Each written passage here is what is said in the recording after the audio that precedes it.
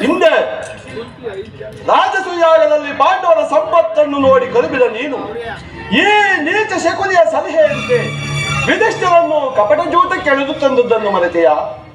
ತುಂಬಿದ ರಾಜ್ಯಸಭೆಯಲ್ಲಿ ದ್ರೌಪದಿಯ ವತ್ಸಾಪಹರಣ, ವಾರಣಾವತಿ ಹೊರಗಿನ ಮನೆಯಲ್ಲಿ ಹೊರಗಿನ ಮನೆ ಏಕಚಕ್ರ. ಅದು ನಿನ್ನ ಭ್ರಮೆ. ಕೆಟ್ಟರೂ ಸರಿ, ಕಟ್ಟ ಕಡೆಯದಾಗಿ ಕಾಡಿಗಟ್ಟಬೇಕೆಂದು ಪಟ್ಟು ಹಿಡಿದ ಕಟ್ಟಾಳು ಕೌರವೇಶ್ವರನನ್ನು ಕೆಣಕಿ ಕೇಕೆ ಹಾಕಿ ನಕ್ಕಳಲ್ಲ ನಿನ್ನ ಕಂಡ ಪಾಂಡವ ಸತಿ ಪಾಂಚಾಲಿ. ಅಂದೇ ತೊಟ್ಟನು ಕೃಷ್ಣ ಛಲವನ್ನು. ಭೂತ ಪ್ರೇತಗಳಿಗೆ ಒಡೆಯನಾದ ಭೂತನಾಥೇಶ್ವರನೇ ಕದನಕ್ಕೆ ಕಾಲ್ಕೆರವು. ಬಲಿ ಅಂಶದಿಂದ ನಿರ್ಮಿತವಾಗಿರುವ ಈ ಕುರು ಸಾಮ್ರಾಜ್ಯವು ರಕ್ತದ ಮಡುವಿನಲ್ಲಿ ಕೊಚ್ಚಿ ಹೋದರೂ ಸರಿ,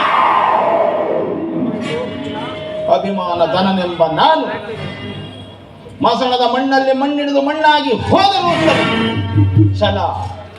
ಛಲವನ್ನು ಬಿಡೆ, ನೆಲವನ್ನು ಕೊಡೆ, ಇದೇ ನನ್ನ ಕಡೆಯ ನಿರ್ಧಾರ.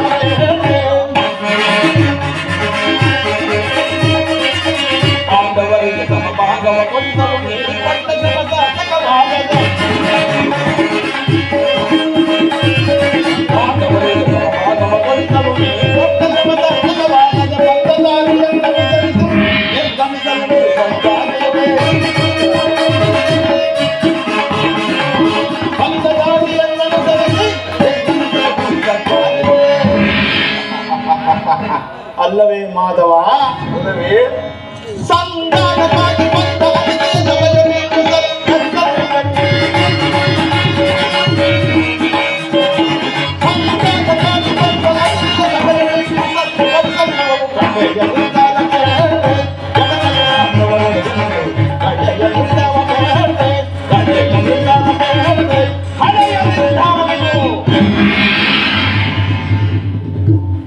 ಪಾಂಡವರ ರಾಜ್ಯವನ್ನು ಅಪೇಕ್ಷಿಸುವುದಾದರೆ ಅದು ದೊರಕುವುದು ರಣಾಂಗಣದಲ್ಲಿ, ಶಸ್ತ್ರಾಸ್ತ್ರಗಳ ಆಸ್ವಾದನದಲ್ಲಿ, ವೀರ ರಥಿಕರ ಘೋಷದಲ್ಲಿ.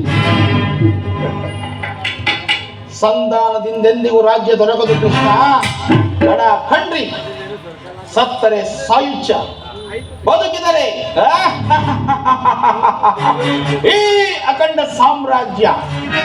ಹೋಗು ಹೋಗು, ಆ ಪಾಂಡವರಿಗೆ ಹೇಳು ಶಸ್ತ್ರಾಸ್ತ್ರಗಳನ್ನು ಸಿದ್ಧಪಡಿಸಿಕೊಳ್ಳಿ ಎಂದು.